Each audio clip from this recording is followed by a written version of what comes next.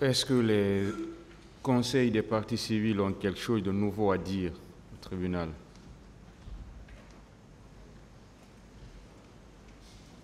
Merci, Monsieur le Président. Merci, honorable assesseur.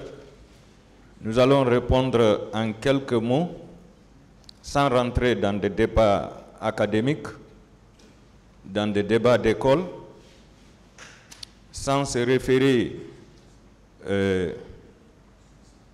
à ces grandes références qu'ils ont citées, notamment les doctrinaires qui nous ont vraiment été très utiles à la faculté de droit. Nous les rendons hommage. Monsieur le Président, je pense que la défense a compris qu'elle est carrément tombée hier et elle tente de se relever, mais il est impossible pour elle de se relever. Je commence par l'article 19 du statut de Rome qui a été cité par la défense sur la possibilité de faire la contestation sur la compétence de la Cour ou sur la recevabilité d'une affaire.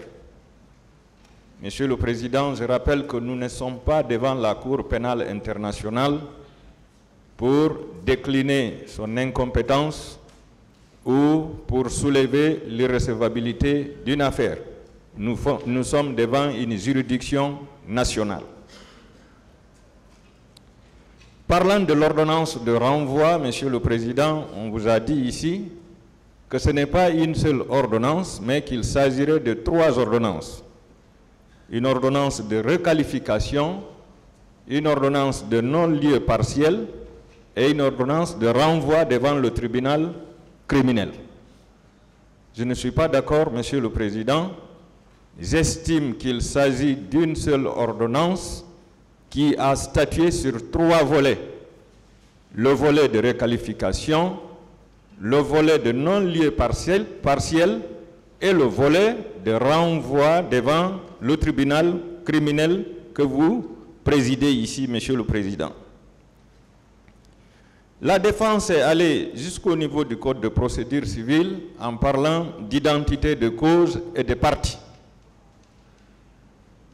Mais, Monsieur le Président, je dois vous avouer que s'il y a eu identité de cause lors de la demande de requalification, et présentement, Monsieur le Président, il n'y a pas eu identité de partie.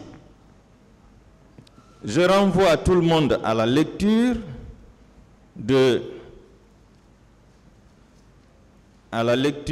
la notification du pourvoi en cassation,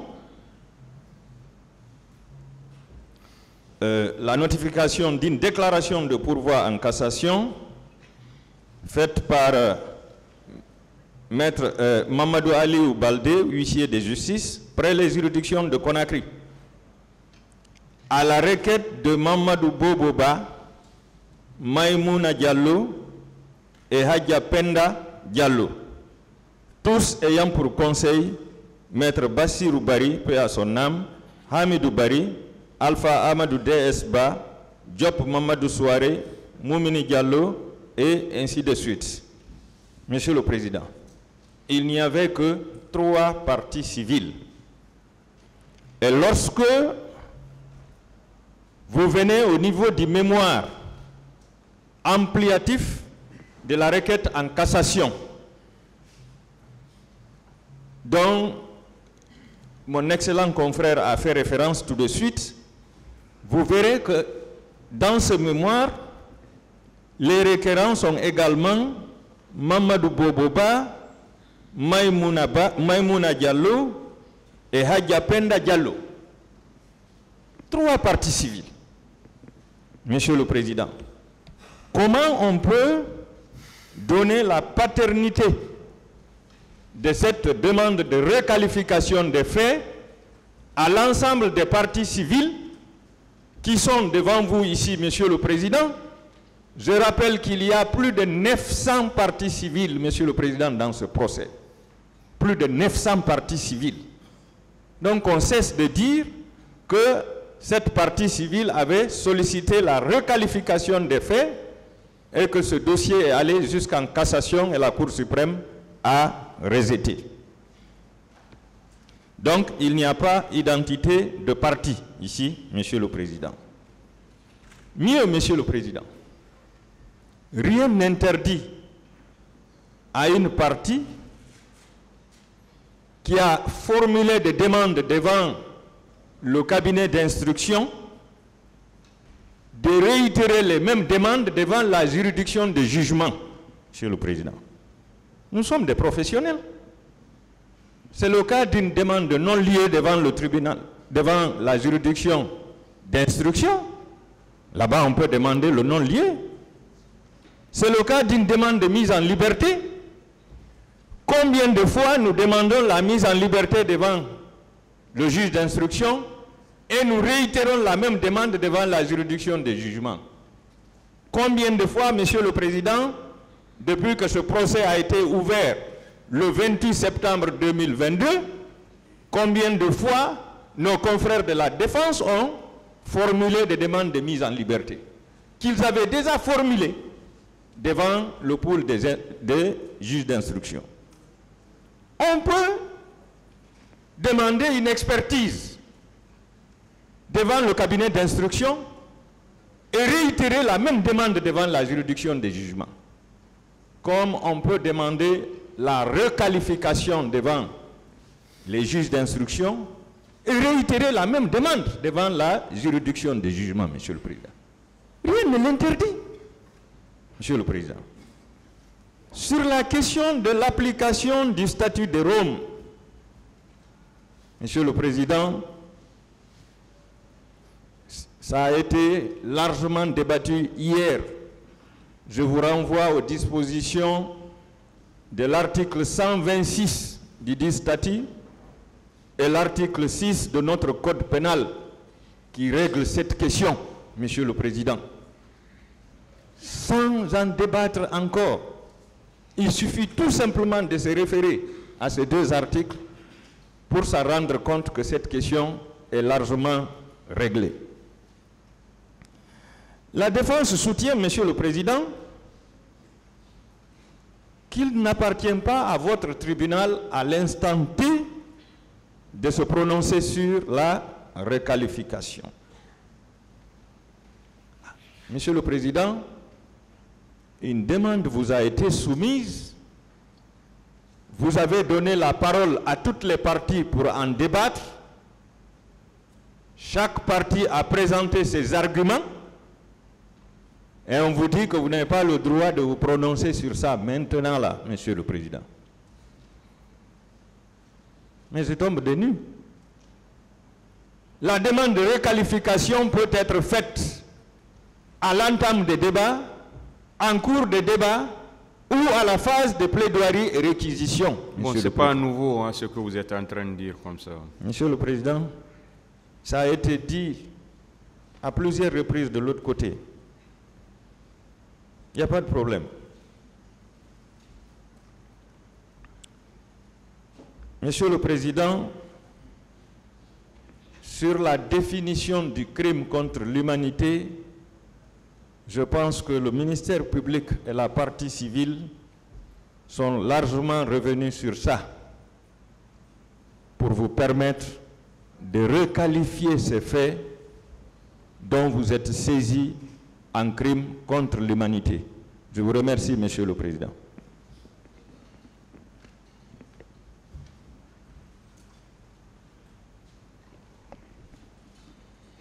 Monsieur le Président, nous avons constaté une évolution ce matin. En fait, au niveau de la défense, on nous a parlé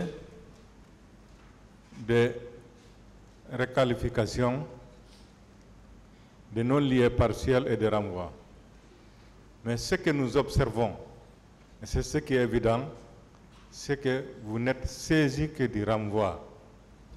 Vous n'êtes pas saisi de la requalification ni du non-lieu partiel.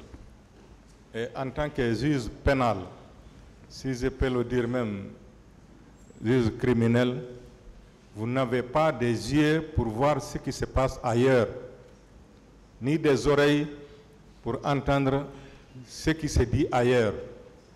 Mais vous avez les éléments de votre dossier. Monsieur le Président, vous n'êtes pas saisi de la requalification ni de non-lieu partiel. Donc, on ne peut pas vous l'opposer.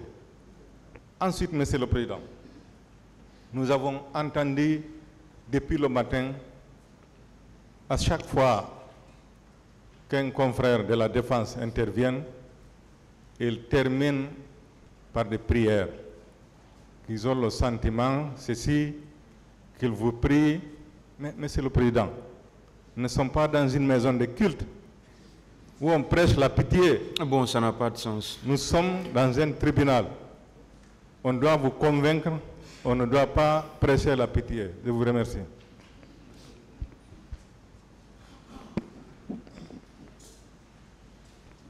Bien, merci, Monsieur le Président. Merci, Messieurs les assesseurs. Permettez-moi, Monsieur le Président, de faire un petit commentaire sur le principe de complémentarité de la Cour pénale internationale tel que prévu par l'article 1 du statut de Rome. Et ce, Monsieur le Président, je me réserve de faire moi-même mon commentaire personnel et je vais partir au niveau de la communication relative à certaines questions de politique générale concernant le bureau du procureur, notamment en ces pages 4, 5 et 6. Bon, si ça n'intéresse pas le tribunal Bien sûr, Monsieur le Président, ça vous intéresse amplement. Principe et objectif. 1. La nature complémentaire de la Cour pénale internationale. Il est dit, Monsieur le Président, que l'efficacité de la CPI ne devrait pas se mesurer au nombre d'affaires présentées devant la Cour, mais plutôt à l'absence de procès devant elle qui sera la conséquence du fonctionnement efficace des systèmes nationaux et marquera son principal succès. 1. Le principe de complémentarité, Monsieur le Président. C'est extrêmement important pour nous qui sommes à cette phase, Monsieur le Président. La CPI n'est pas prévue pour remplacer les tribunaux nationaux, mais pour fonctionner lorsque les structures et les bureaux nationaux n'ont pas la volonté ni la capacité de mener des enquêtes et d'engager des poursuites. Contrairement aux tribunaux ad hoc mis en place par l'ex-Yougoslavie et le Rwanda, la CPI n'a pas primauté sur les systèmes nationaux. La CPI est complémentaire des juridictions nationales. Par conséquent, en cas de conflit de compétences entre les systèmes nationaux et la CPI, les premiers l'emportent, c'est-à-dire les systèmes nationaux. Le principe de complémentarité représente la volonté expresse des États parties de créer une institution dont le champ d'action est global tout en respectant la souveraineté première des États en matière de compétences pénales. Par ailleurs, ce principe répond à un souci d'efficacité et d'efficience dans la mesure où les États ont, en général, plus facilement accès aux éléments de preuve et aux témoins. Enfin, le nombre de poursuites peuvent être engagées par la Cour n'est pas illimité. Par conséquent, lorsqu'il décide d'ouvrir une enquête ou d'engager des poursuites, le procureur doit tout d'abord évaluer la possibilité que... Où vous voulez en venir, maître? Bien, Monsieur le Président, je vais en venir effectivement à ce que la défense a soulevé tout au long de leur plaidoirie, au motif que, Monsieur le Président, Lorsqu'il y a requalification, votre tribunal sera incompétent. C'est cela, Monsieur le Président. Qu'en cas de requalification... Ça a été longuement discuté. Voilà, ce n'est pas un sujet nouveau, maître. Bien, merci, Monsieur le Président. Et je vais me résumer, effectivement. Alors, Monsieur le Président, en tenant compte donc de cette complémentarité, nous pensons que lorsqu'il y a requalification, il n'y aura ni de reprise des débats, encore moins votre incompétence ne peut être soulevée. Tout ça a été dit. Bien. Monsieur le Président, en ce qui concerne donc l'application de la nouvelle loi, cela est amplement prévu par les statuts de Rome. Le statut de Rome, en son article 24, prévoit, tel qu'il est dit à l'article 6 du Code pénal guinéen. Et je vais lire le passage, Monsieur le Président, juste l'article, la partie qui concerne. Monsieur le Président, l'article 24, intitulé « Non-rétroactivité, ration personnelle ». Je vais prendre juste au point 2. Il est dit ceci. Si le droit applicable à une affaire est modifié avant le jugement définitif, c'est le droit le plus favorable à la personne faisant objet d'une enquête de poursuite ou d'une condamnation qui s'applique. Donc, l'article 6 n'est pas nouveau. Il a été prévu déjà dans le statut de Rome. Monsieur le Président, si je prends la parole, c'est juste pour répondre à cette question, à ce souci, en ce qui concerne donc l'application de la loi dans le temps. Je vous remercie, Monsieur le Président.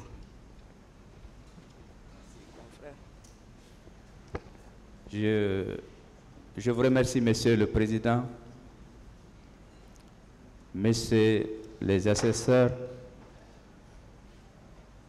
Permettez-moi, Monsieur le Président, quand j'ai quelque chose ici, il faut que je le dise. Je voudrais quand même, je veux me le permettre, de saluer votre patience pendant ces 3 jours. Je le salue avec vos assesseurs. Je me permets aussi de féliciter la défense. Ils sont dans leur rôle, les avocats, ainsi que le ministère public. Je salue et je remercie Madame la greffière et Monsieur le greffier. Je salue et je remercie mes confrères ici, surtout ma consoeur, qui se sont battus pour défendre le droit, pour que notre justice là, ça c'est un honneur, hein? Nous sommes vus par le monde. Et je remercie aussi le public et les médias. Que Dieu nous guide, que Dieu nous aide dans ce pays, que Dieu nous donne des cœurs pour qu'on se réconcilie. Et je vous remercie. Je pense que nous avons terminé. Merci.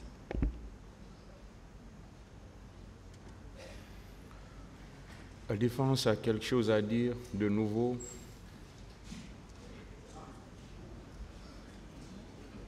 Monsieur le Président, pour la défense, c'est bon. On a fini, on a déjà dit tout ce qu'on voulait dire. On vous remercie. L'audience est suspendue.